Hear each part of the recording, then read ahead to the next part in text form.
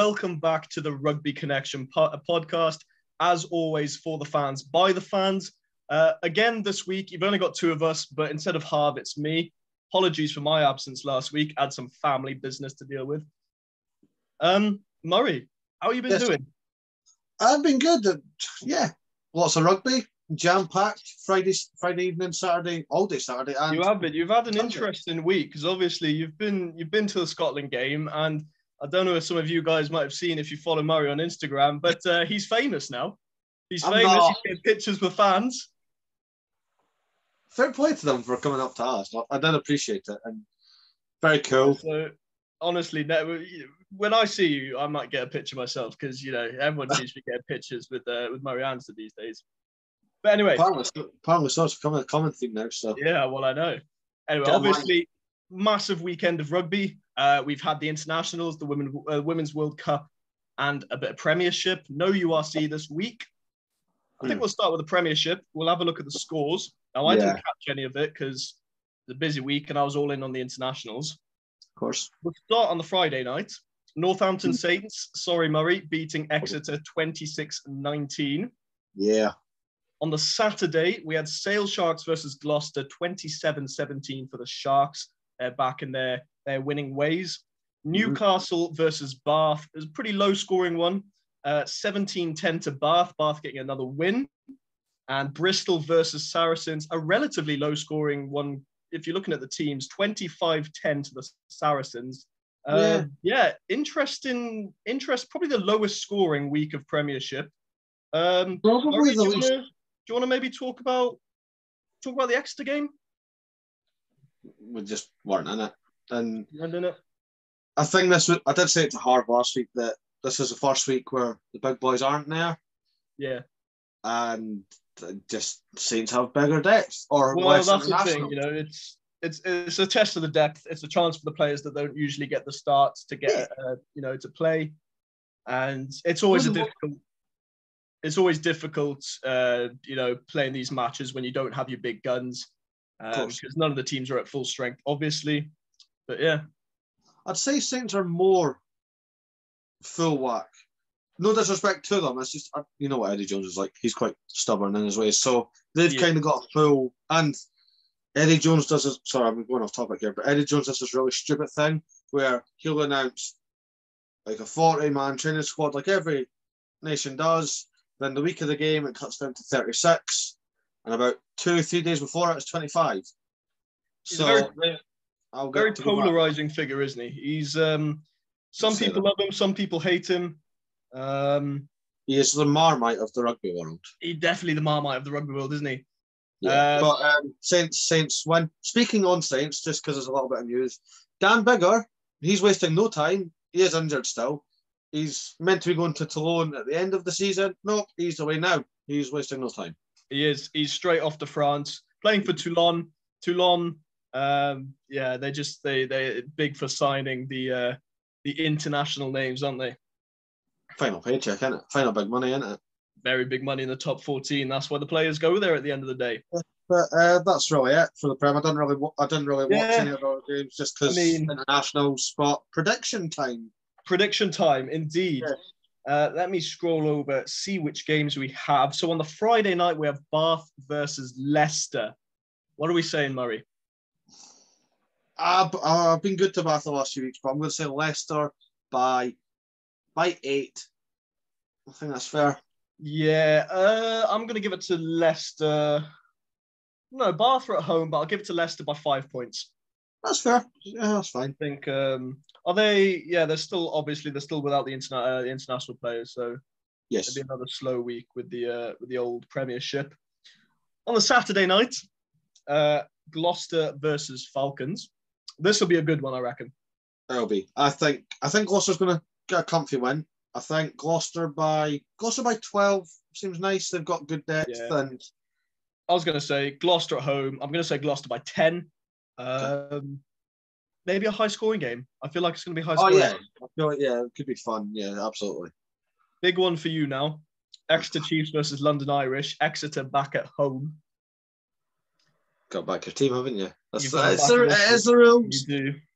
It will be tight though because of recent form, and I think Chiefs will scrape it by 3. It's I'm going to say Irish, just to piss you off. correct. Just to be mean. I'm going to say Irish by 4 points. I wouldn't put it past them. They are a fantastic side. It's always hit or miss when you don't have your big players. You don't know what's going to happen. And what's going to happen in this next fixture, Saracens versus Saints.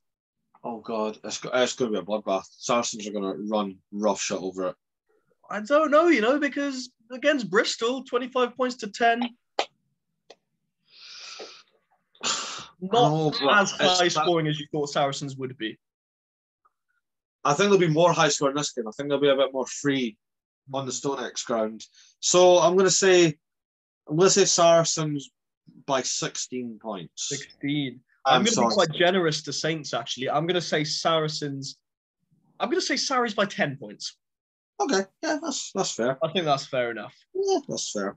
Now, on to an exciting topic. Women's World Cup. It's so good. The juicy part is here. We know who's in the final. The semi-finals played. Canada versus England. What a game. So close for the Canadian girls. 26-19 for England. Yep. Yeah, and then obviously we had the Black Ferns versus France as well. Nail-biting game, 25-24 to the Black Ferns. I mean, it's knockout stage rugby, isn't it, in a World Cup? It's proper. It's champagne rugby as well. Really good maybe stuff. not on the pitch, but just the girls giving it their all. Going back to the Canada-England game briefly, Canada had England rocking for the most part. They did. It took probably the try of the century by Claudia McDonald and Abby Dow from their try line to Canada's. What a turnover. What a win. And Sophie de Goody, friend of the show, Captain Canada, said it best. Like, I was just about to say. Yeah, none of the Canadian girls have professional contracts. And they got to a semi-final, pushing the favourite, probably the best side in all of rugby at the moment to the brink with no professional contract. So imagine how good they'll be. Well, she said, you look at a score like this, 26-19, it's a close score. She said it, imagine us with a few more games under our belt, a bit more funding, the resources, imagine how good we can be. And you really can imagine how good the Canadian girls could be. Oh, they're going to win a World Cup. Fact. Oh, 100%. Really, really positive stuff for them to get to the semi-final and a pretty narrow loss in context to the Red Roses. And then France versus the Black Ferns. Wow. Black Ferns had to come back hard for that win. And they were also very lucky in the end, you could argue. Yeah. France just have a knack for pushing the other big teams close. They pushed the Red Roses close. They've pushed the Black Ferns close. They're another team that you can see, a bit more time, a bit more tweaking, and you can see them, being massive contenders at the next World Cup as well. I already want to go to next World Cup. It's in England as well. Next World Cup? I don't know. Where's the next Women's World Cup? England. We could all go. Ooh, that might be a nice little day trip. Nice little holiday. Not a day trip. That's a whole thing. A holiday to England, Murray. But to watch rugby. But it's rugby, yeah. But obviously that does mean, and I think a final that a lot of people predicted, it is the Red Roses versus the Black Ferns. Predictions, Murray? What are you saying? I really don't know, but before I give my prediction, it is a sellout, and they've had to add like an extra seating area because of the high demand. So I could see why. For those that say they don't care about women's rugby, shut up. Evidently do. Eden Park is sold out. Exactly. All Blacks didn't even sell it out. I'm just saying, I'm putting that in context this year. You don't get many bigger fixtures than an England versus, even in the men's game, England versus New Zealand. And the women's game, these two teams are truly the titans of the women's game. Oh, it's going to be clash after and clash. to have them in the heat of a World Cup final. It's going to be fun. I do think the streak continues. I think the Red Roses will walk away as world champions. It's going to be tight. 31 games on the bounce. It's going to be 30. Is that what you're saying? Oh, they're 30 now. They're 30 now. So 31 games on the bounce, and the 31st being a World Cup win. Yes, it'd be pretty good. So. It'd be pretty good. Yeah, I'm going to go with the Red Roses as well. They're looking pretty unstoppable. Even when they have their close games, they still find a way to win. But the Black Ferns, it's going to be. I wouldn't sleep on it. It's just no. There might also be a little bit of podcast bias because we've not had any Black Ferns on the show yet. Yeah, that's true. We've had 2 Red Roses and 2 that are clinical in that squad: Emily Scarrett and Ellie Kildund, of course. Player to watch. The player to watch in the final. Marley Packer. She's everywhere. I was gonna say Marley Packer for England, and I was gonna say Portia Woodman for New Zealand. If Portia Woodman isn't the one to watch, it's definitely Ruby Tui. Ruby Tui as well. I mean, obviously England have their big hitters like Skaz. I don't know if Helena Rowland might be. Looks like she got injured in the semis. I think like Ellie Kildund, she absolutely scores for fun. Abby Dow, we mentioned her. Claudia McDonald, that's so good. I think Emily Scarrett might win the game with a kick. I think it will be a tight game, and I think Emily Scarrett's going to knock it over. That's my prediction anyway. I'm going to double down on it because we love reminiscing about the past. Do you reckon it's going to be a drop goal? It's going to be a drop goal. We're going to get England winning a World Cup again via a drop goal. No, it would be, and it'll go down in history. Obviously, the men's team have only won 1 World Cup back in 2003, and the women's team, you've never seen an English side so dominant. So yeah, best of luck to both teams. You've never seen a rugby team. Yeah, true. You've never seen a rugby team this dominant. They have surpassed every team that we talk about as the greats. Any team, 100%. And they're still going. Yeah, they're not finished. They're still going. But shall we move on to the autumn internationals? We shall. Oh, quickly, you didn't predict who was getting bronze. Oh, bronze match. Canada. Canada, yeah. I really want it to be Canada. Pod bias again. We've had a Canadian, we've not had a French. There you go. Yeah. I'm going with Canada. I'd love to see them get bronze, and that would be a nice little cherry on top. Yeah. But for the autumn internationals, we'll go with the first Friday game, Italy versus Samoa, 49-17 for the boys of the Azzurri. Yeah. Massive win for the boys, massive confidence booster, really showing what they're capable of. Yeah, I like it. Scotland, Fiji, your boys, you were there. 28-17 after, 28-12 yes. After, I'd say, a pretty ill-disciplined game, I want to say. Well, 7 yellow cards across the board. Quite the yellow card show. New Zealand versus Wales. This is the year Wales are going to beat the All Blacks. Nope. 55-23. Wales. Yeah, it was. There is some praise to give Wales, but we'll get into that after. We'll get onto it. Yeah, we'll get onto it.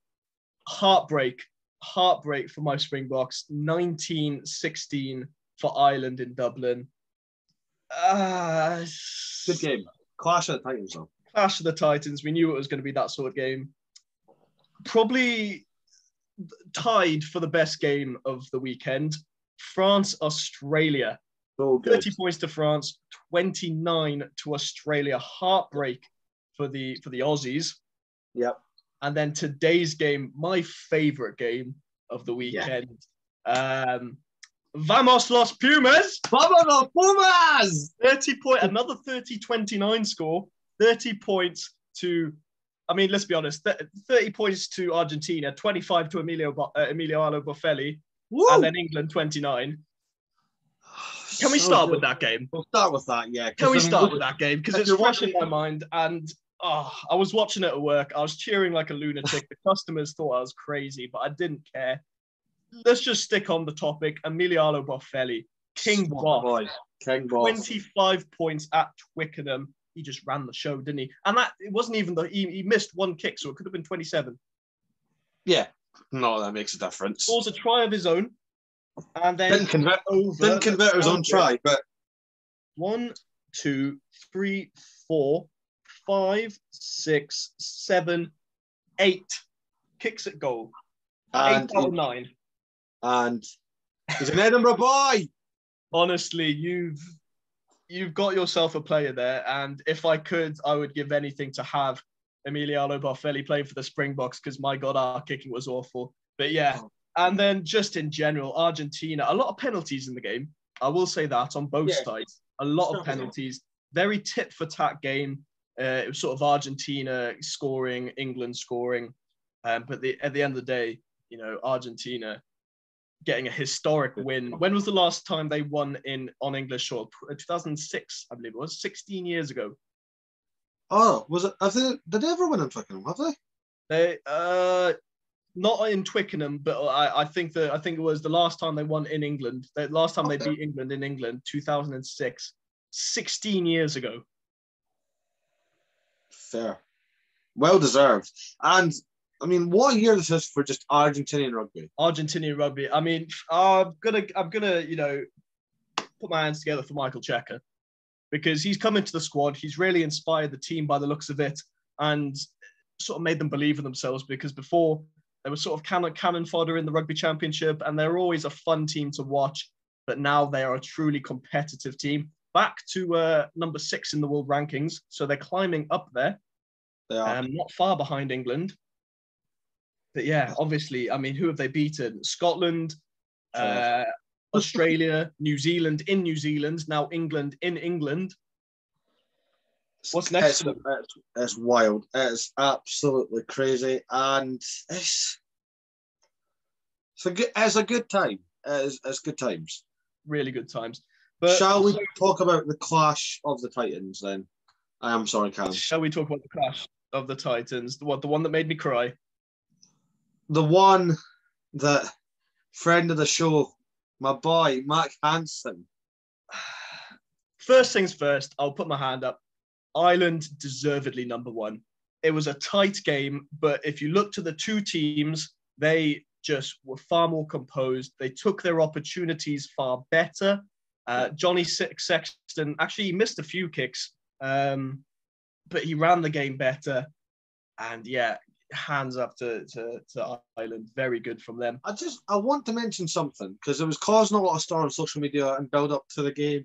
So Ireland have this new funky alternate jersey. It's like a navy blue with like a very vibrant green stripes coming across it.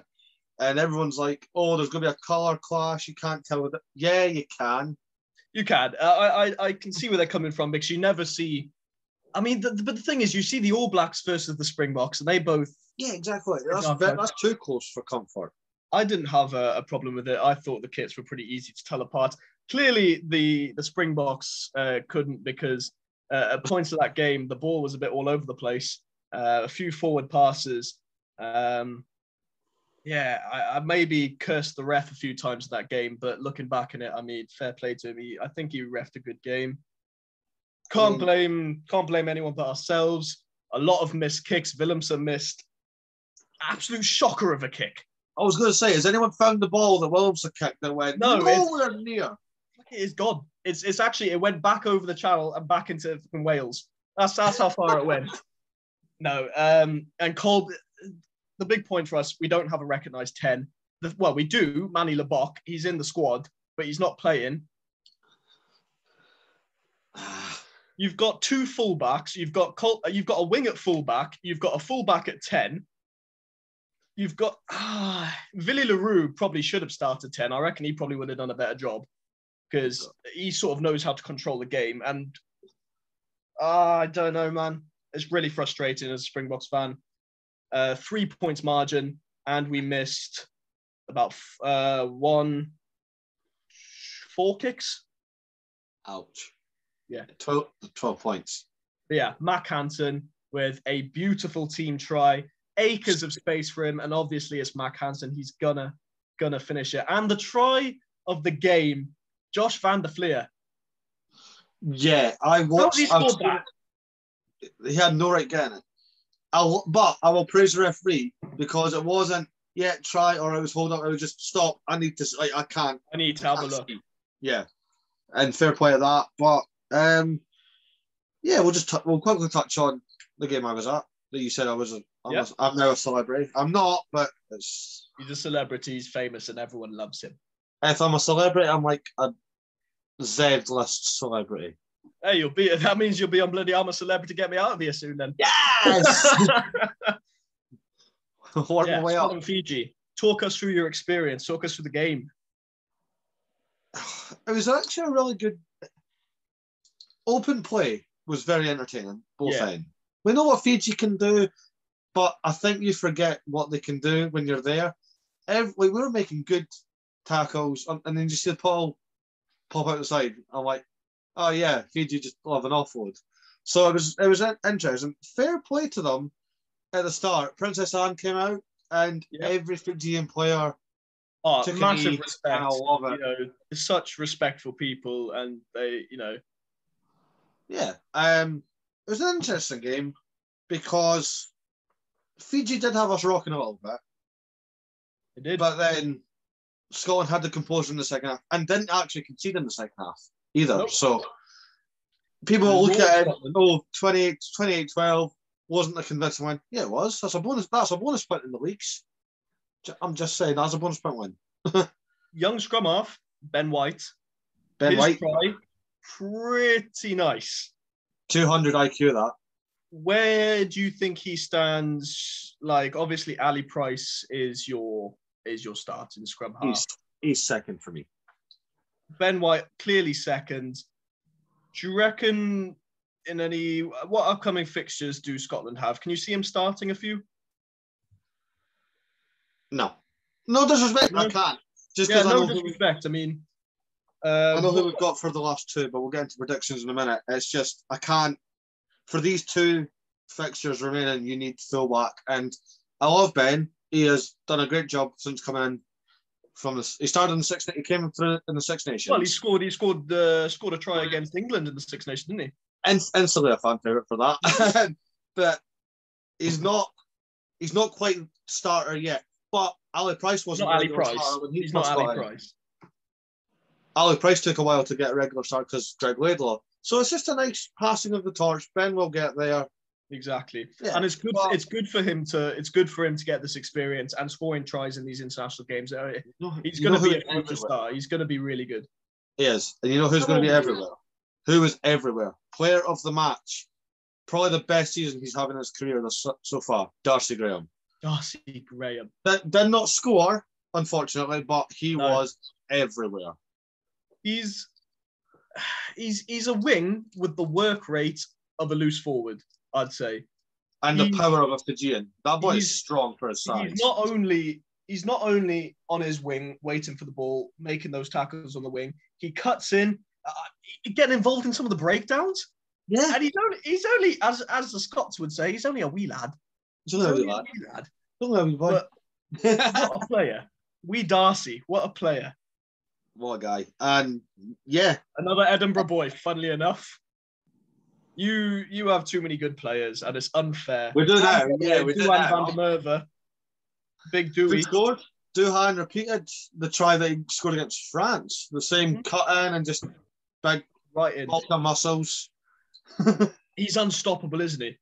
You're not stopping a man that size. Although there was one tackle in the game. I can't remember who tackled him, but the commentary did say, I've never seen Duhan van der Merwe stop like that. And it does give credit to the Fijian, how strong the Fijians are. Shall we do some predict? Well, I say some. There's quite a lot of games to predict. Quite a lot of predictions. We've done the Women's World Cup prediction, haven't we? So we'll go straight into the autumn internationals. Brilliant. 5 games on Saturday. Wait, 1, 2, 3, 4. 5 games on Saturday and 1 on the Sunday. Ireland versus Fiji. Ireland. I'm sorry, Fiji. Fiji will do something beautiful that we'll talk about.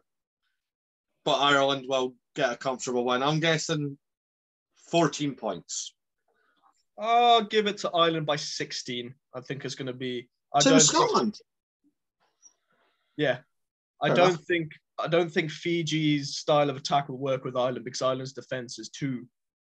Yeah, no, that's fine. Yeah, that makes sense. Italy versus Australia. That's going to be closer than I think people think. I really want Italy to win. I love the Italians. You know, we love the Italians. We love the Argentinians here. I'm going to make a weird prediction here. Go for it. If it's in Rome, if it's in the Stadio Olimpico, Australia by 20. Yeah. If it is in a small town, like where they were against Samoa, where it's like 10, 15,000 capacity. I was just about to say, about 10,000 fans watching, standing in the fields. With proper, loyal rugby fans, not just like tourists in the city that have nothing better to do. Australia by 5. It would make a big difference. I want to say Italy. And I know it's crazy, but I'm going with my gut, and I'm putting it out there. I'm going to say Italy by 5 with a try from the Benetton boy, Bruno. It's not actually a bad shout. That's what I'm saying. I don't think that's a bad shout. We've got England versus Japan. Ooh, oh, please let it be Japan. Oh my God. They pushed the All Blacks hard. England's losing by a point to Argentina. I'm pissed. I just want to see that. I just want to see that annoyed look on Eddie Jones's face again, please. You should have seen him walking down from the coach's box. Oh, so good. Sour look on that man's face. Beaten by his old buddy Michael Checker. Well, if Japan won next week, it's by his former team. He was Japan head coach. He was. I'm gonna say Japan by 3 points. The safe option. The safe choice. I'm going to go England by 10. I'm going to play very safe. I do think I'm going to come back with a win. They're going to try out some new, hopefully try out some new anyway. Because, yeah. No, I'm saying Matsushima down the wing for a blistering try. That's what I'm saying. Actually, quickly, just because we forgot to mention it during the Argentina game. Yep. 2 main talking points from England that I noticed today. 1, why is no one talking about Joe Thuckenasinger? 12 tries and 13 caps. The man is an absolute monster. He's a scoring monster. And made a really good game. And if you want an instant impact sub, Jack Van Portvliet. He literally just came on and powered through the... He spotted the gap and he was gone. Yeah. There was no one stopping him. Pretty poor defense from the Argentinians, but he just, electric scrum half. Absolutely brilliant. So you want off the bench. What's next? Oh, Wales versus Los Pumas. Los Pumas all day. I wanted to get tickets to this game. Unfortunately, when I had a look, they were sold out. I really wanted to go see Los Pumas play in Cardiff. I've got to give it to Argentina, man. I'm going to give it to Argentina, and I think it's going to be an Emiliano Boffelli masterclass again off the kicking tee. It always is. That man is just unstoppable. Argentina by 10 points. Woohoo! You know what? He missed one kick today, and I think he's going to... I'm pretty sure that's the most kicks he's missed in a game this year. He is top point scorer in the URC this season, so... He is. And he missed like 3 rounds because he was on... the man's just unreal. Anyway, Argentina by 14. Boff doesn't miss a kick. Nice. Oh, I want for you. Oh, go on, Cam. France versus the Springboks. Whoo. By the way, from a neutral standpoint, yes, this is the game we won. When I originally saw our autumn list, I thought both Ireland and France obviously going to be difficult games, and I always thought France are going to be the tougher team to play. Yep. We lost to Ireland. I'm really nervous about this game, but obviously I've got to back my boys. I'm hoping to God this week we actually use our back line. We use our back three. I'm going to say Springboks, and I'm only going to give it to the boys by 6 points. You know what?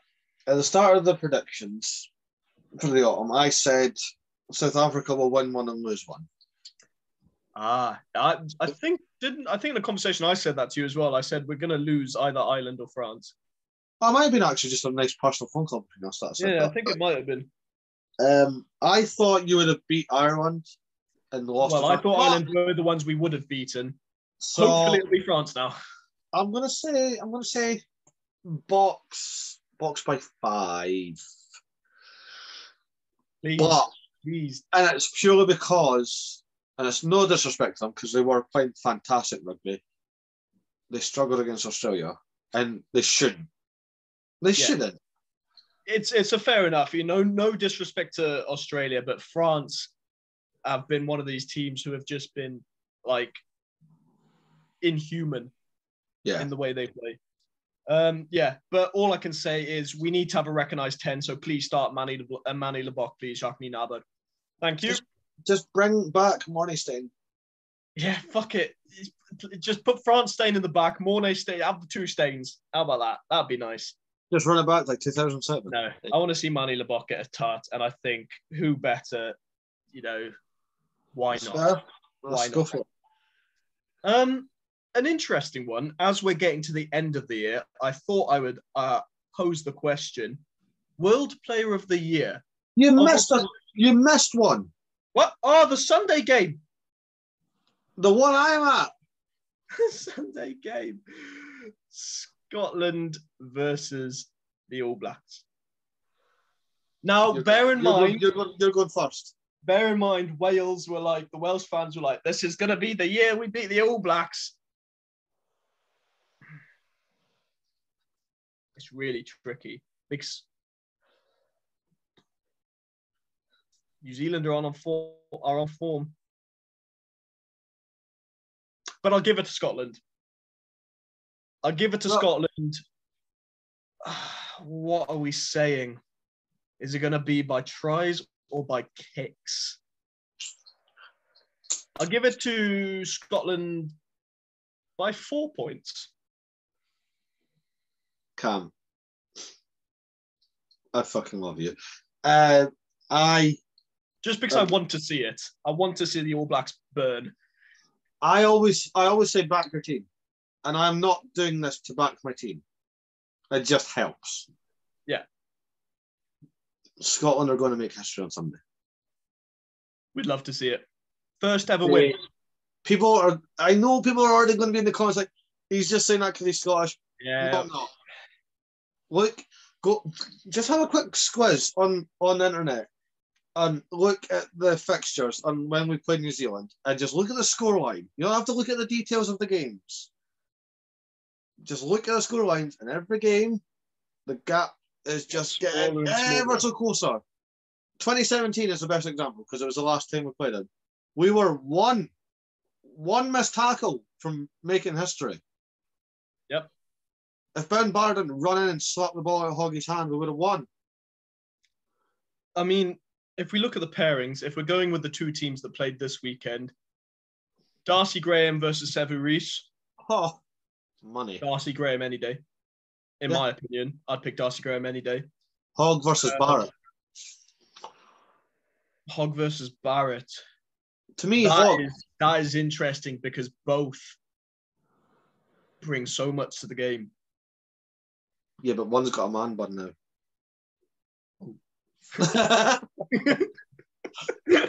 Yeah, I do like Hoggy's new hairstyle, although he did kind of copy Jack Noel. But anyway. He's in the meme. I like that. What score are you saying? I honestly don't care. I'm not even putting a score down. It could be by 1, it could be by 3, 6, 12. Blitz them and put 30 on them. I don't care. We're going to make history. We're going to beat New Zealand for the first time ever. I'm going to cry at the game. I'm probably going to have a heart attack. I cried at the last game when we lost. I teared up at the end. So we're going to go for it. We're going to walk towards the haka. We're going to say, bring it on. We're going to drown it out with Loch Lomond. And we're going to. I was just about to say, if you don't drown that hacker out. Oh, we're going to. Oh, we do. I'll send you the clip from 2017. I think it's going to be a spicy game. Spicy. If you know, you know. If you don't know, we're going to say no more. If you know, you know. That's it. But yeah, that's pretty much. Sadly, there is no interview this week. We don't have any, but I've now booked 3 guests for next week, so there's going to be tons of interviews coming out soon. Before we finish quickly, as before I missed the Scotland game, yeah, World Player of the Year, getting to the end of the year, who do you think, 3 players who you think are in contention for World Player of the Year? World Player of the Year shortlist. 3 players who you can say right now you would happily nominate for World Player of the Year. Defending World Player of the Year, Anton Dupont, of course. I feel like he's not played since the Six Nations significantly. He has not improved, but he has definitely not got worse. He has just kept going, and if he's kept going, he's still the best player in the world by that logic. Yeah. I think it's hard to look past Lukan. Yeah. I don't get it.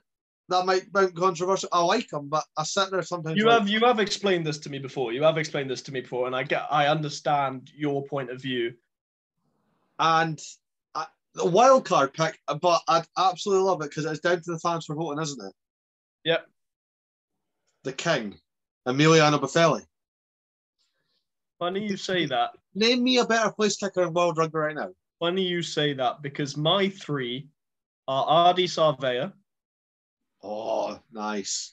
Josh van der Fleer. Yeah, that's fair. And Emiliano Boffelli. There we go. King Boff went by unanimous. That's my 3. I not even Lucadio Arm, purely because he has been injured for a little while. That's and he didn't really show too much in the Wales tour and whatnot. So I find it hard to nominate a South African when we have players like Ardie Savea, who always plays good, Josh van der Fleer, who always plays good, and King Boff, again, who always plays good. Josh van der Fleer, European Player of the Year. Six Nations Player of the Year, was he not? He was Six Nations Player of the Year. It's looking very realistic. Now I think he's going to be in the shortlist. Oh, that. If he's not, that's a robbery. Yeah. Ardie Savea might not get it purely because results-wise, even though he has been carrying the All Blacks on his back all season. He has been. Literally, that man's shoulders are massive due to the pure weight he has been carrying. He's bigger than Julian now, anyway. He is. No, but I think I'd like to see Boff do it. Because I mean, if Boff's in the shortlist and it comes down to a fan vote, Emiliano Boffelli's getting my vote. I mean, all I'm saying is, and it's just a little bit of biasness, but I will explain it. I've been an Edinburgh fan since I was 5 years old, and we were in the shit. We were getting beat by teams like Aroni. Now they don't even exist anymore. And to now go to the potential of World Player of the Year. You've got quite a team this year, and what a player he is. We've talked so much about Emiliano Boffelli this episode, but it's hard not to. Yeah. Anyways. That's that. Yeah. Thank you guys for watching. As always, obviously back again. Hopefully we'll be back as a trio next week. Never say never. Never say never. Back with Premiership. Is there URC next week? Don't think so. No, there's no URC. No URC next week. World Cup final. World Cup final. And more autumn internationals. Yes. Perfect. Obviously, if you guys haven't, check us out on Spotify, check us out on YouTube. Go follow our socials, TikTok, Instagram, LinkedIn. I think Harv set that up. We're on them all. Go check them out. Give this podcast a like if you enjoyed it. And we'll catch you next week in the next episode.